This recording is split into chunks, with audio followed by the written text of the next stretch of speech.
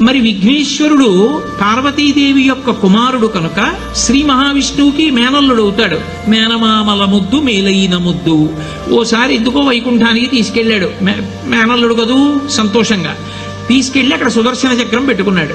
ఇదేమిటో బాగుందని తీసి తొండంలో కింద పెట్టి మింగేశాడు. అయ్యబాబో, ఇది శత్రు సంహారకమైనటువంటి సుదర్శన చక్రం రా, దీన్ని మింగేశాడు పిల్లాడని ఎలా బయటికి తెప్పించాలో అర్థం కాక విష్ణువు మొట్టమొదట ఆ పిల్లాడి ముందు ఇలా చెవులు పట్టుకుని గుంజీలు తీశాడు. గుంజీలు తీస్తే మామయ్య అదేమిటి అంత విచిత్రంగా కిందకి మీదకి ఊగుతున్నామని పడిపడి పకపకా నవ్వాడు. ఆ నవ్వడంలో పొలమారి లోపల ఉన్న సుదర్శన చక్రాన్ని పైకి కక్కాడు. పైకి కక్కడానికి విష్ణువుకి సాధనంగా ఆనాడు గుంజీలు తీశాడు కనుక ఎవరు గుంజీలు తీస్తారో వాళ్ళని చూసి సంతోషించి అనుగ్రహిస్తూ ఉంటాడు.